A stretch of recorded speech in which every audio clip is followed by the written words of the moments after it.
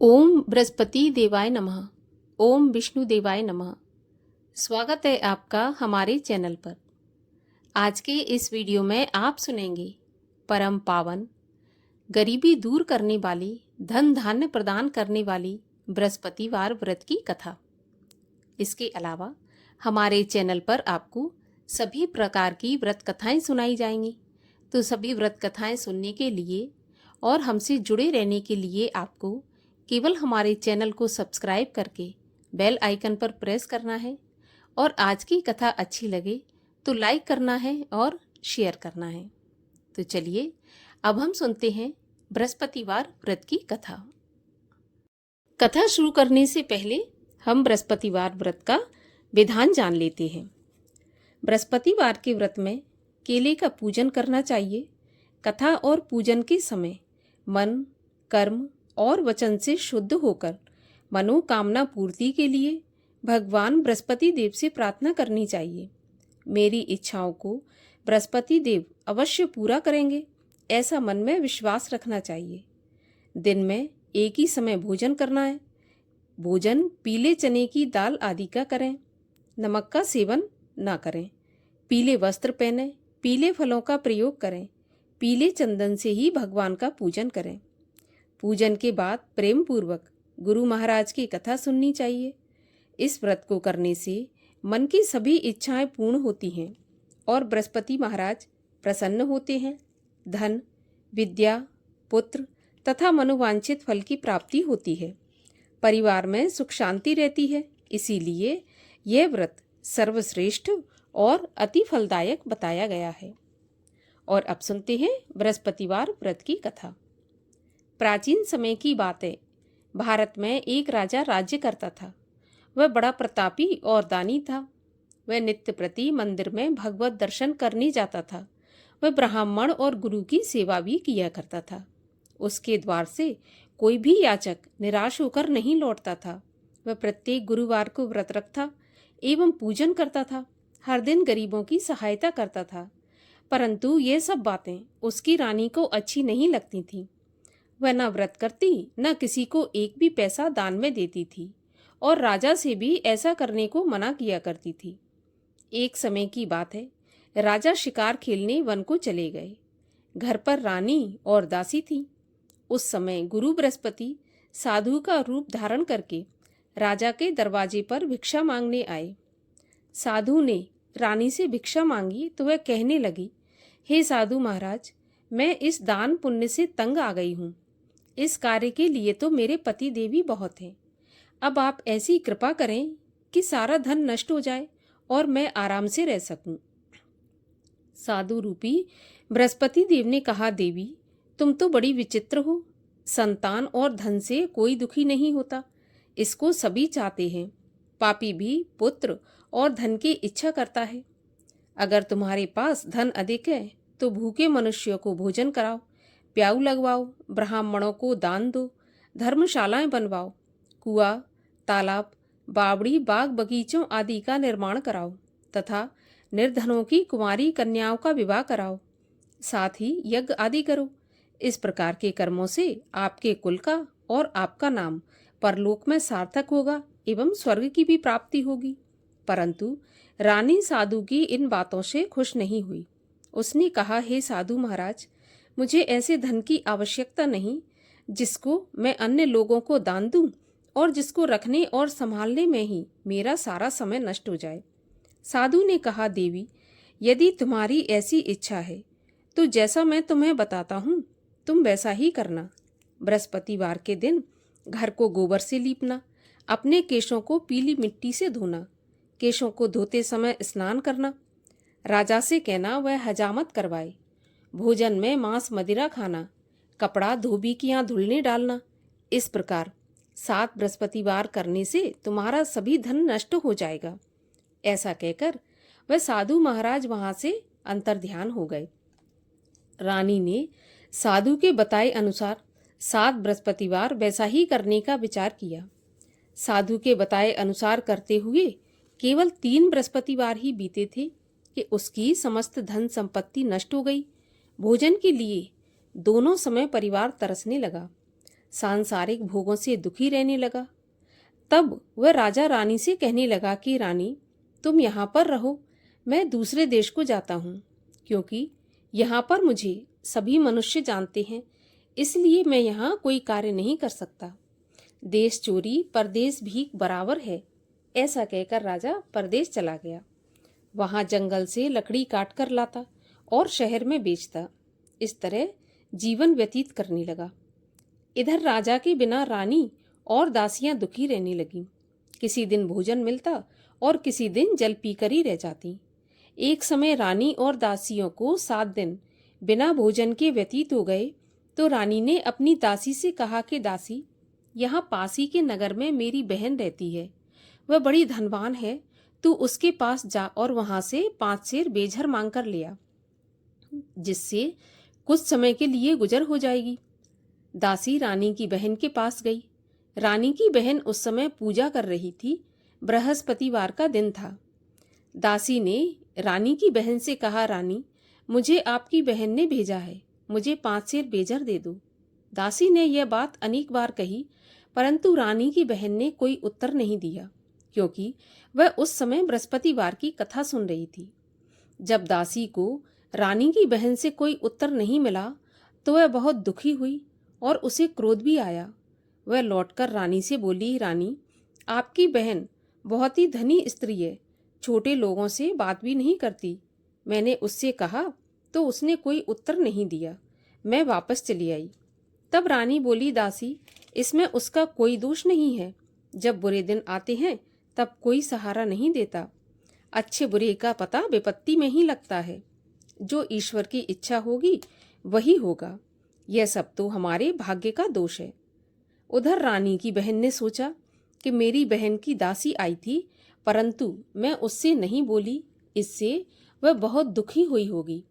कथा सुन और विष्णु भगवान का पूजन समाप्त कर वह अपनी बहन के घर आई और कहने लगी, बहन, मैं बृहस्पतिवार का व्रत कर रही थी, तुम्हारी दासी गई, परंतु जब तक कथा होती है तब तक ना उठते हैं और ना बोलते हैं, इसलिए मैं नहीं बोली।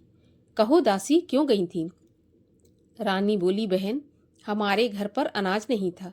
वैसे तुमसे कोई बात छुपी नहीं है, इसी कारण मैंने दासी को तुम्हारे पास 5 सेर बेझर लेने के लिए भेजा था। रानी की बहन बोली, बहन देखो, बृहस्पति भगवान सबकी मनोकामना पूरी करते हैं। देखो, शायद तुम्हारे घर में अनाज रखा हो। यह सुनकर दासी घर के अंदर गई तो वहां उसे एक घड़ा बेझर का भरा मिल गया। उसे बड़ी हैरानी हुई, क्योंकि उसने एक एक बर्तन पहले ही देख लिया था। उसने बाहर आकर रानी को बताया। दासी अपनी रानी से कहने लगी कि रानी जी, देखो, वैसे जब हमको अन्न नहीं मिलता तो हम रोजी व्रत करते हैं। अगर इनसे व्रत की विधि और कथा पूछ ली जाए तो उसे हम भी किया करेंगे। दासी के कहने पर रानी ने अपनी बहन से बृहस्पतिवार व्रत के बारे में पूछा। उसकी बहन ने बताया, बृहस्पतिवार के व्रत में चने की दाल और मुनक्का से विष्णु भगवान का केले की जड़ में पूजन करें तथा घी का दीपक जलाएं, पीला भोजन करें, कथा सुनें।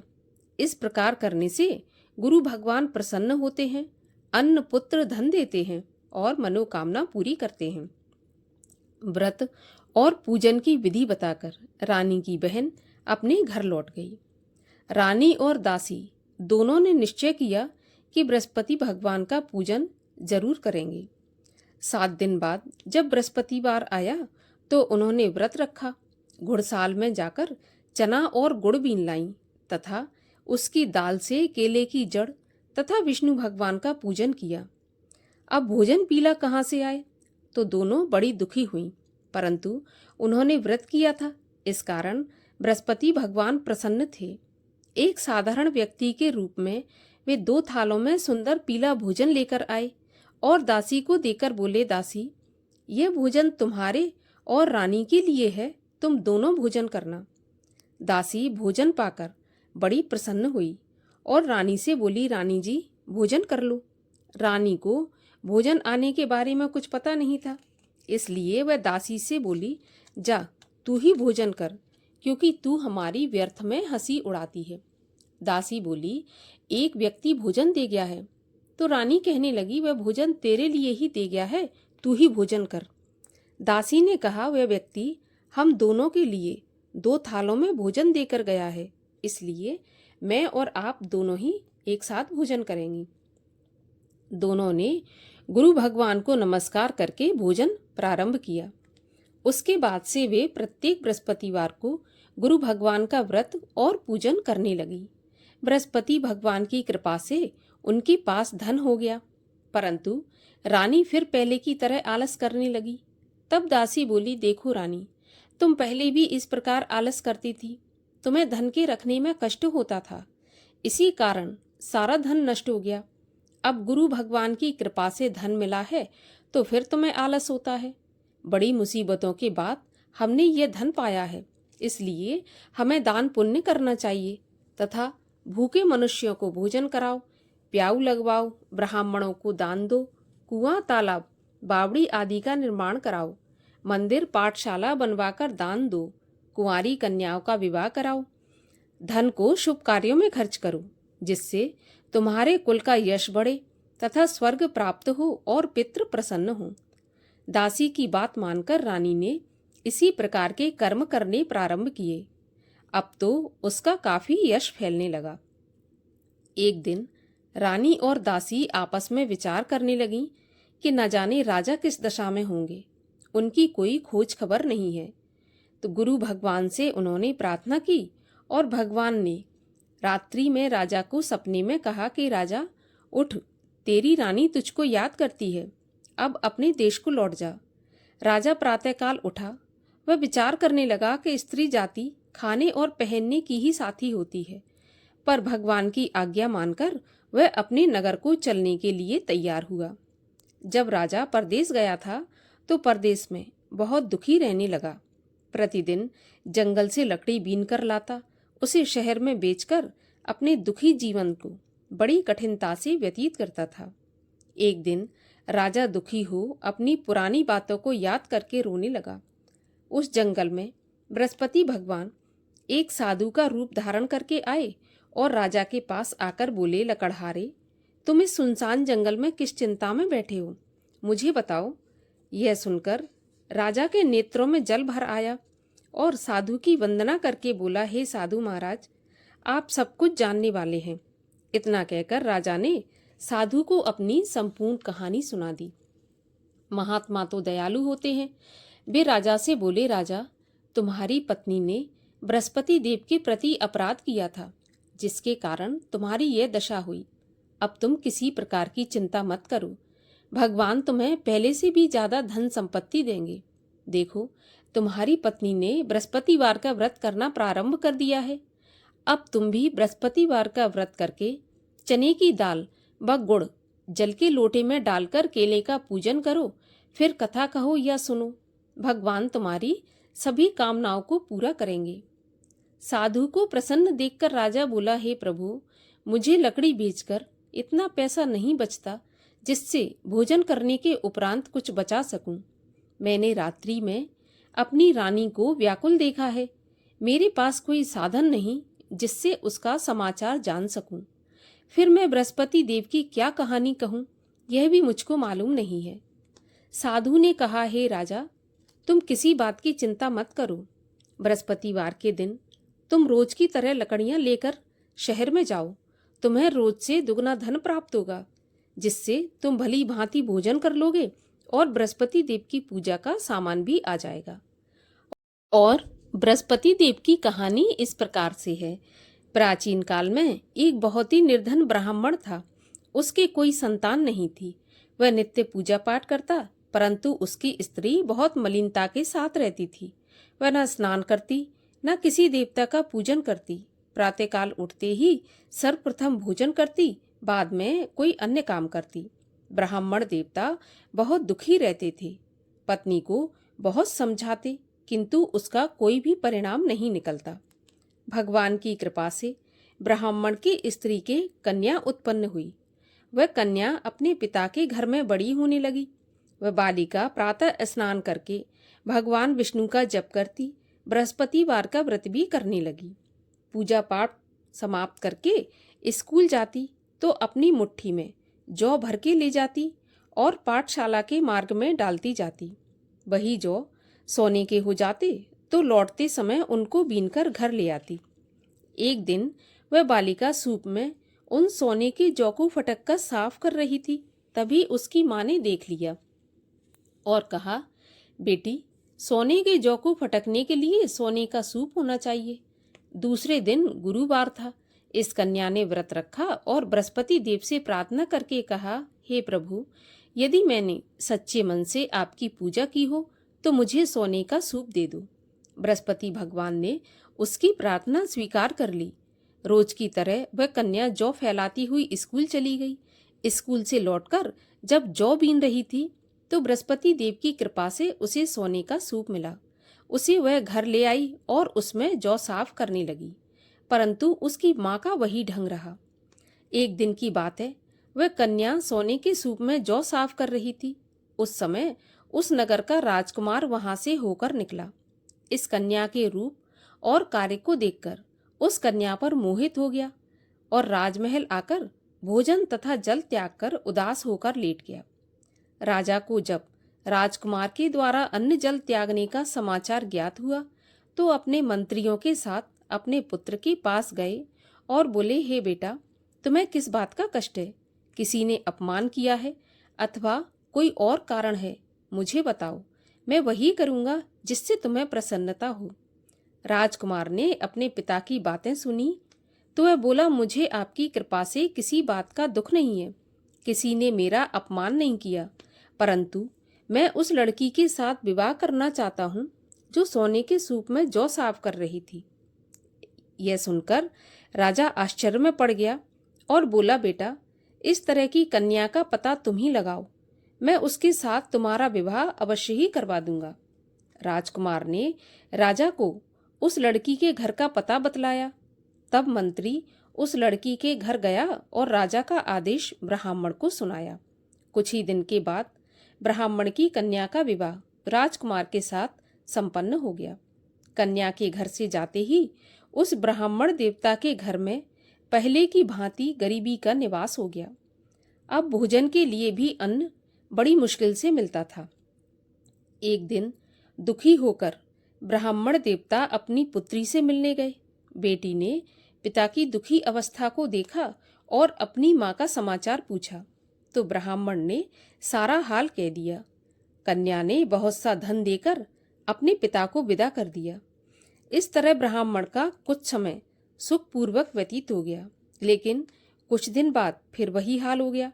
ब्राह्मण फिर अपनी कन्या के यहाँ गया और सभी हाल कहा तो पुत्री बोली, पिताजी, आप माताजी को यहाँ लिवा लाओ, मैं उन्हें विधि बता दूंगी जिससे गरीबी दूर हो जाए। ब्राह्मण देवता अपनी स्त्री को साथ लेकर राजमहल अपनी पुत्री के पास पहुंचे तो पुत्री अपनी माँ को समझाने लगी, माँ, तुम प्रातःकाल उठकर प्रथम स्नान आदि करके भगवान विष्णु का पूजन करो तो सब दरिद्रता दूर हो जाएगी। परंतु उसकी माँ ने उसकी एक भी बात नहीं मानी।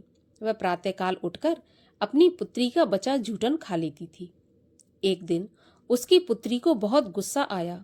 उसने एक रात को कोठरी से सारा सामान निकाल दिया और अपनी माँ को उसमें बंद कर दिया।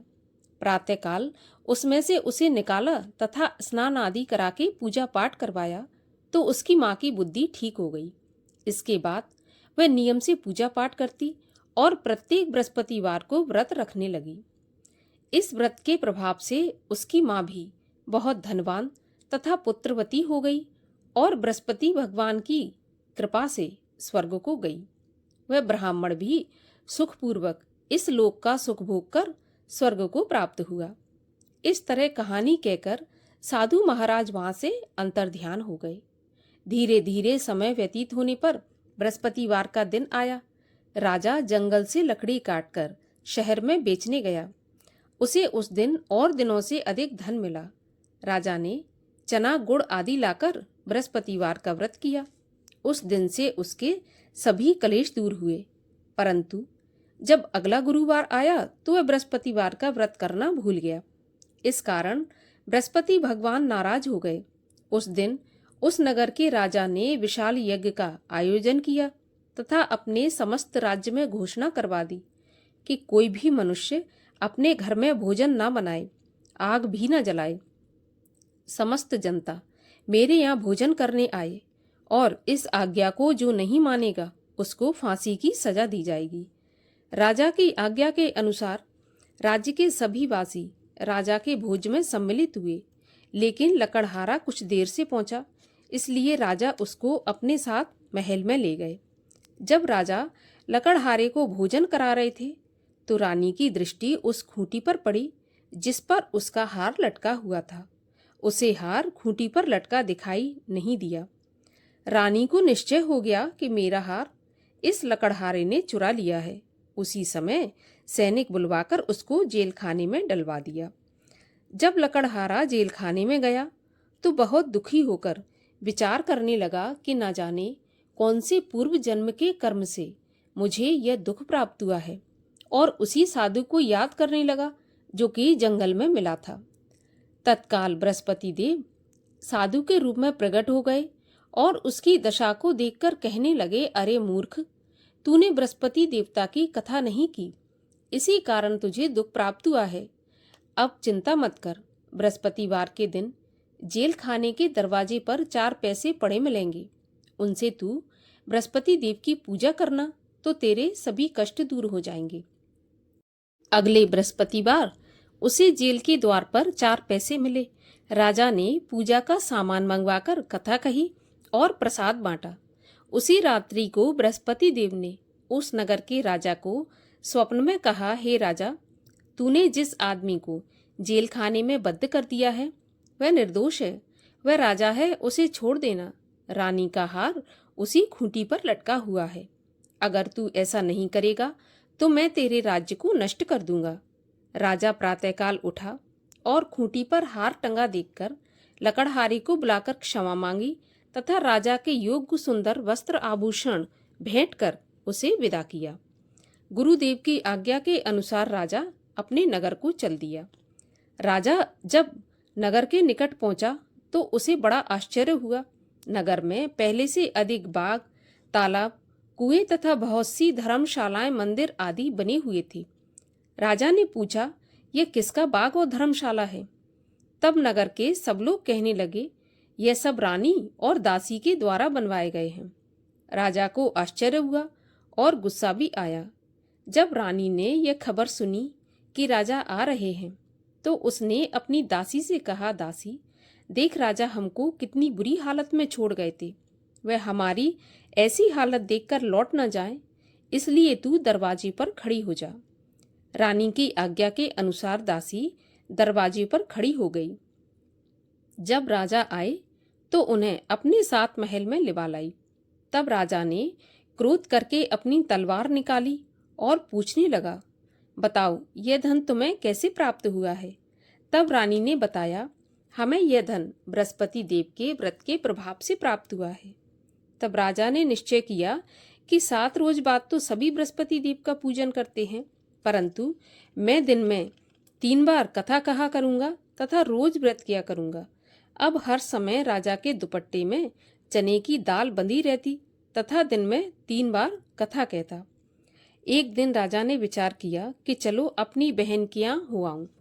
इस तरह निश्चय कर राजा घोड़े पर सवार हो अपनी बहन के यहाँ चल दिया। मार्ग में उसने देखा कुछ आदमी एक मुर्दे को लेकर जा रहे हैं। उन्हें रोककर राजा कहने लगा, अरे भाइयों, मेरी बृहस्पति देव की कथा सुन लो। वे बोले, लो, हमारा तो आदमी मर गया, इसको अपनी कथा की पड़ी है। परंतु कुछ आदमी बोले, अच्छा कहो, हम तुम्हारी कथा सुन लेंगे। राजा ने दाल निकाली और कथा कहनी शुरू कर दी। जब कथा आधी हुई थी तो मुर्दा हिलने लगा और जब कथा समाप्त हुई तो राम राम करके वह मुर्दा उठकर खड़ा हो गया। राजा आगे चलने लगा। उसे चलते चलते शाम हो गई। आगे मार्ग में उसे एक किसान खेत में हल चलाता मिला। राजा उससे बोला, अरे भैया, तुम मेरी बृहस्पतिवार की कथा सुन लो। किसान बोला, जब तक मैं तेरी कथा सुनूंगा तब तक 4 हरैया जोत लूंगा। जा अपनी कथा किसी और को सुनाना। राजा आगे चलने लगा। राजा के हटते ही बैल पछाड़ खाकर गिर गए तथा किसान के पेट में बहुत जोर से दर्द होने लगा। उसी समय किसान की पत्नी रोटी लेकर आई। उसने जब यह देखा तो अपने पुत्र से सारा हाल पूछा और बेटे ने सभी हाल बता दिया। बुढ़िया दौड़ी दौड़ी उस घुड़सवार के पास गई और उससे बोली, मैं तेरी कथा सुनूंगी, तू अपनी कथा मेरे खेत पे चलकर ही कहना। राजा ने लौटकर बुढ़िया के खेत पर जाकर कथा कही, जिसके सुनते ही बैल खड़े हो गए तथा किसान के पेट का दर्द भी बंद हो गया। राजा अपनी बहन के घर पहुंच गया। बहन ने भाई की खूब मेहमानी की। दूसरे दिन प्रातःकाल राजा जगा तो वह देखने लगा कि सब लोग भोजन कर रहे हैं। राजा ने अपनी बहन से पूछा, ऐसा कोई मनुष्य है जिसने भोजन नहीं किया हो, जो मेरी बृहस्पतिवार की कथा सुन ले? तो बहन बोली, भैया यह देश ऐसा ही है, पहले यहाँ के लोग भोजन करते हैं, बाद में अन्य काम करते हैं। अगर कोई पड़ोस में हो तो मैं देखकर आती हूँ। ऐसा कहकर बहन देखने चली गई, परंतु उसे कोई ऐसा व्यक्ति नहीं मिला जिसने भोजन नहीं किया हो। अतः वह एक कुम्हार के घर गई जिसका लड़का बीमार था। उसे मालूम हुआ कि उसके यहाँ 3 दिन से किसी ने भोजन नहीं किया है। रानी ने अपने भाई की कथा सुनने के लिए कुम्हार से कहा। वह तैयार हो गया। राजा ने जाकर बृहस्पतिवार की कथा कही, जिसको सुनकर उसका लड़का ठीक हो गया। अब तो राजा की प्रशंसा होने लगी। एक दिन राजा ने अपनी बहन से कहा, बहन मैं अपने घर को जाऊंगा, तुम भी तैयार हो जाओ। राजा की बहन ने अपनी सास से अपने भाई के साथ जाने की आज्ञा मांगी तो सास बोली, चली जा, परंतु अपने लड़कों को मत ले जाना, क्योंकि तेरे भाई के तो कोई संतान नहीं होती। बहन ने अपने भैया से कहा, भैया मैं तो चलूंगी, परंतु कोई बालक नहीं जाएगा। राजा और बोला, जब कोई बालक नहीं चलेगा तो तुम क्या करोगी? बड़े दुखी मन से राजा अपने नगर को लौट आया। राजा ने अपनी रानी से कहा, हम निर्वंशी राजा हैं, हमारा मुंह देखने का भी धर्म नहीं है। और बिना भोजन किए ही राजा शैया पर लेट गया। तो रानी बोली, प्रभु बृहस्पति देव ने हमें सब कुछ दिया है, वे संतान भी अवश्य देंगे। उसी रात को बृहस्पति देव ने राजा को स्वप्न में कहा, राजा उठ, सभी सोच त्याग दे, तेरी रानी गर्भवती है। राजा को यह जानकर बड़ी खुशी हुई। 9वें महीने रानी के गर्भ से एक सुंदर पुत्र पैदा हुआ। तब राजा बोला, रानी स्त्री बिना भोजन के रह सकती है, परंतु बिना कहे नहीं रह सकती। जब मेरी बहन आए तो तुम उससे कुछ कहना मत। रानी ने हाँ कर दिया। जब राजा की बहन ने यह शुभ समाचार सुना तो बहुत खुश हुई तथा बधाई लेकर अपने भाई के यहाँ आई। तभी रानी ने कहा, घोड़ा चढ़ाकर नहीं आई, गधा चढ़ी आई। राजा की बहन बोली, भाभी मैं इस प्रकार न कहती तो तुम्हें औलाद कैसे मिलती? बृहस्पति देव ऐसे ही है, जैसी जिसके मन में कामना है सभी को पूर्ण करते हैं। जो सद्भावना पूर्वक बृहस्पतिवार का व्रत करता है एवं कथा पढ़ता है अथवा सुनता है और दूसरों को सुनाता है, बृहस्पति भगवान उसकी सभी मनोकामना पूरी करते हैं। बृहस्पति देव उनकी सदैव रक्षा करते हैं जो संसार में सद्भावना से गुरुदेव का पूजन एवं व्रत सच्चे हृदय से करते हैं। उनकी सभी मनोकामनाएं पूर्ण होती हैं। जैसी सच्ची भावना से रानी और राजा ने बृहस्पति देव की कथा का गुणगान किया तो उनकी सभी इच्छाएं बृहस्पति देव ने पूर्ण की। इसलिए सबको कथा सुनने के बाद प्रसाद लेकर जाना चाहिए। हृदय से उनका मनन करते हुए जयकारा बोलना चाहिए। बोलिए बृहस्पति देव भगवान की जय। गुरु महाराज की जय। भगवान बृहस्पति देव की आरती। ओम जय बृहस्पति देवा, स्वामी जय बृहस्पति देवा। छिन छिन भोग लगाऊं, कदली फल मेवा। ओम जय बृहस्पति देवा, तुम पूरन परमात्मा, तुम अंतर्यामी। जगत पिता जगदीश्वर, तुम सबके स्वामी। ओम जय बृहस्पति देवा, चरणामृत निज निर्मल, सब पातक हरता, सकल मनोरथ दायक, कृपा करो भरता। ओम जय बृहस्पति देवा, तन मन धन अर्पण कर, जो जन शरण पड़े, प्रभु प्रकट तब हो कर, आकर द्वार खड़े। ओम जय बृहस्पति देवा, दीन दयाल दया निधि, भक्तन हितकारी, पाप दोष सब हरता, भव बंधन हारी। ओम जय बृहस्पति देवा, सकल मनोरथ दायक, सब संशय हारो, विषय विकार मिटाओ, संतन सुखकारी। ओम जय बृहस्पति देवा, जो कोई आरती प्रभु की, प्रेम सहित गावे, जेठानंद आनंद कर, सो निश्चय पावे। ओम जय बृहस्पति देवा। बोलो विष्णु भगवान की जय, बृहस्पति देव भगवान की जय।